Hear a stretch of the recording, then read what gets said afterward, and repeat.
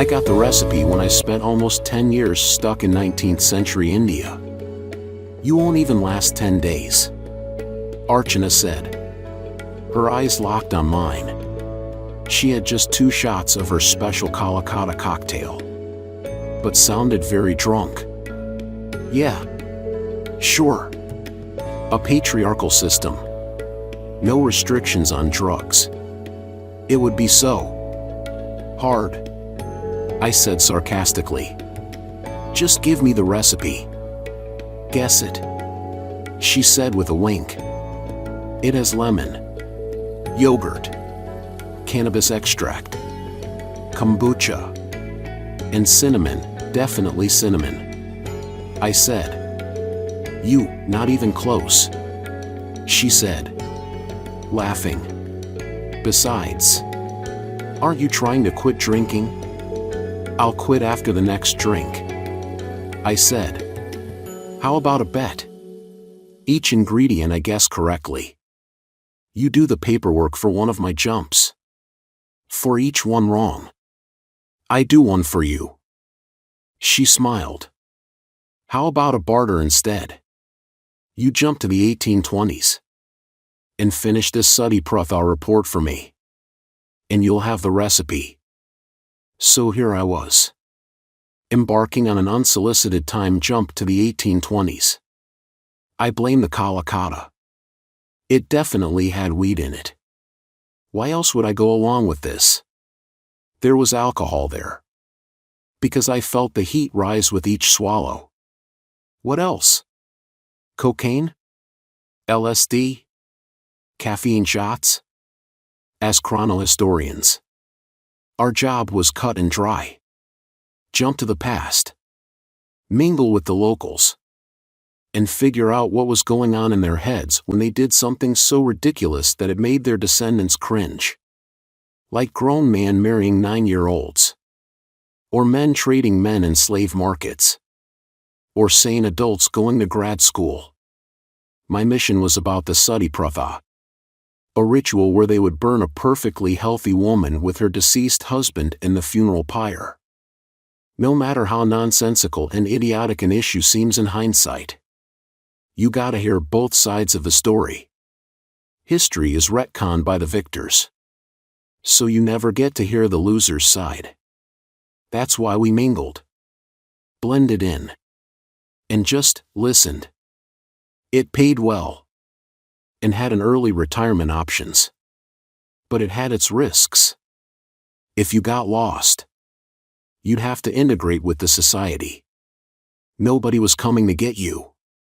The cocktail gave a strange sense of calm. Like nothing would go wrong. It didn't affect me that I was breaking about 50 rules of the historian code by subbing in for her. And that 7 historians go missing each year while jumping under the influence. The drugs and liquor, they helped us forget. And the Kalikata. It was the best combination of them. I stood next to a pond, looking at my reflection. The watch gave me a disguise appropriate for the era. I had a yellowish-brown toga. The watch was now a bracelet made of Rudraksh beads, which was mingled with an assortment of other ornaments on my arms. I had a long, healthy beard, and there was soot on my face. The watch told me that I am a sannyasi and ascetic who most people would be friendly to. In this era, the disguise, along with the drugs coursing through my veins, gave me a sense of detachment. Like I wasn't a historian anymore, but truly a sage. Someone with no ties to the world. I took another swig from my hip flask, with more of the cocktail. I looked like Gandalf the Yellow. I heard a commotion up ahead. It was a procession, with people dancing and playing drums. My head throbbed with each drumbeat, and I saw a splash of colors around me. Get your faculties in order. A sane part of me, probably the watch AI, told me. Just go with the flow, said the drugs. That seemed more fun. The dim light of the torches, which were rapidly changing colors thanks to the chemicals in my blood, got brighter as the procession drew closer. I tried to move out of the way, but someone slammed into me and bounced back. "You okay, Guruji?" The man spoke in Old Bengali. The minor and ancient Bangla scripts finally had some use. "Sure. It's an auspicious day. We are going to the cemetery," the man said. "Where are you off to?" "I'm new to these parts," I said. This would be a piece of cake, I thought. I didn't even have to look for them. "Nice party you got going there," I said. "Stupid," said my watch. "Nice," said the drugs. "Not a celebration, Guruji," the man said with a morbid tone. "We are going to a funeral. Death is just life spelled backwards," I said wisely. "Go with the flow." He looked confused, but ushered me to the center of the crowd anyway, where people were drinking, singing and dancing. They offered me bang in a clay pot. One sip of it fired some circuits in my brain. This is Kalikata. Not the one Archana made, but definitely its ancestor. All I needed was the recipe, and I could reverse engineer it. I still had to probe them for information. I saw a casket with an old, deceased man being carried by 4 people. Behind him, surrounded by an entourage of wailing women in white saris, was a girl in her early 20s. "How are you related to the deceased?" I asked my acquaintance, trying to sound not too cheerful. "He's my son-in-law," he said. And the poor girl clad in white behind him, "That's my daughter, Guruji. We'll burn her alive." Crackers popped somewhere in the background. This is probably not the best time to ask him for the recipe, I told myself. Why would you burn her? Is she diseased? Cholera? Smallpox perhaps? Is it to save the rest of you from infection? He looked around. The others were out of earshot. "It's tradition, Guruji. If I die with an unwed daughter, I can't go to heaven. And neither would she. And nobody her age would marry her. Because she's so old. She looks younger. But she's almost 25. My wife had 5 kids by her age. So when the elder of the next village wanted to marry her, I couldn't say no. Besides, I didn't have a strong case to protest. She's adopted. You see. They had adoption back then? I took a mental note. We found her at the edge of the village. All thirsty and feverish. Couldn't even speak our language. She was in her late teens then. As the village elder, I adopted her. And she became my responsibility. I tried to marry her off to her peers. But nobody interested her. She was too smart for them. She picked up our language. Worked side by side with the men. It felt like she was born in the wrong time. You know what I mean? I nodded. Aren't we all? Born in the wrong time. And dead in the wrong place? The bang made me quite wise. I felt. Of course. Guruji, he said, taking another swig of bang. But the villagers didn't. I tried to justify her behavior. I told them about the sage Gargi in the Puranas. Of the warrior Chitrangada from Mahabharata. During the golden age of Hinduism. But you know, we're in a backwards place far from Calcutta. And these are dark times. They forced me to get her married. I sighed. Traditions? This was going to be a run-of-the-mill article.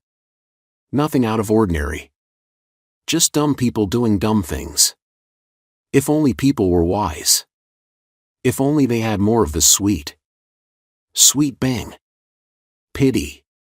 A real pity. I told him. Any way I can make you feel better? Would you like a refill of this bang? What do you put in this? Anyway, it's so good. It's our secret recipe. Guruji. We can't share. He said. God damn it. But if you could make her talk to me one last time, if she could forgive this failure of her father. He hiccuped. I'd feel a lot better. And I'll give you the recipe if you do. I looked at the girl. Her head was shaved.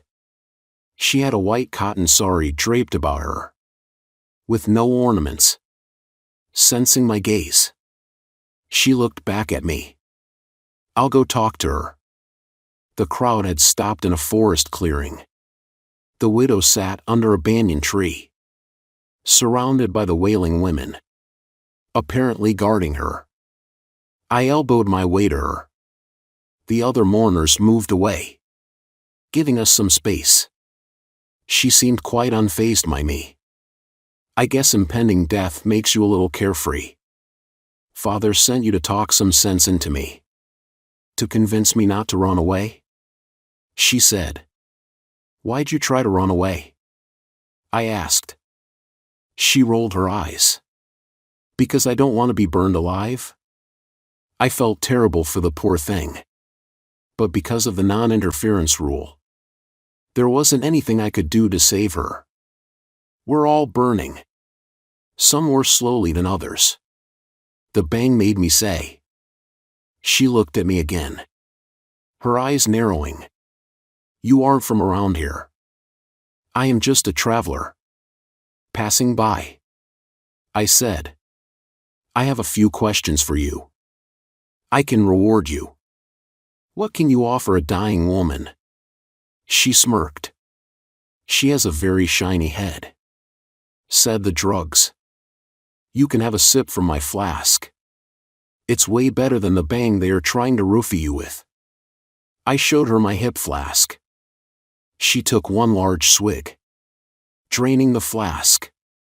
Her eyes grew wide. It's like bang. But different, better. She said. You know, the bang isn't too bad either. You wouldn't happen to know how they make it, would you? Village secret. She said, smiling mischievously. Ask me something else. Psychology 101. I sighed.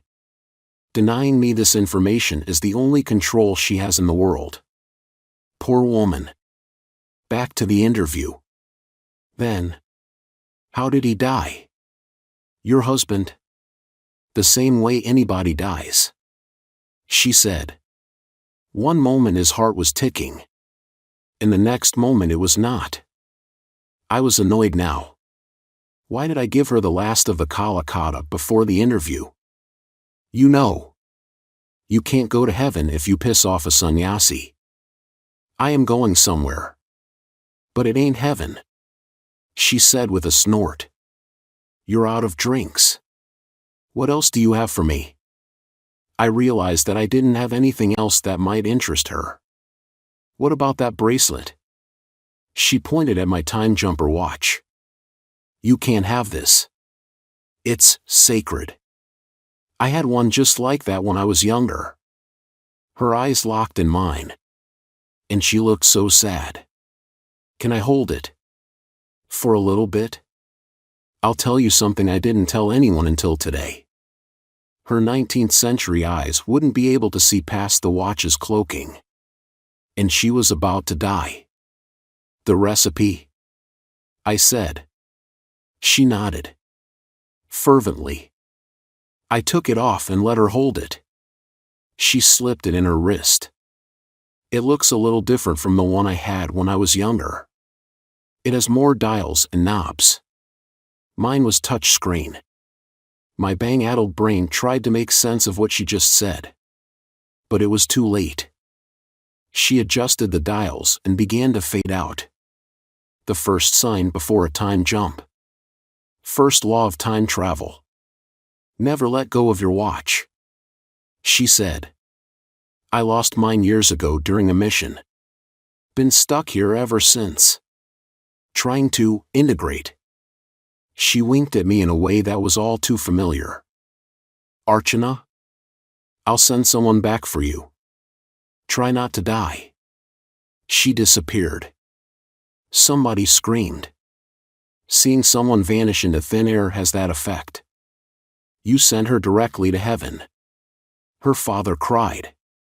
The recipe is yours. No thanks. I told him. I quit drinking.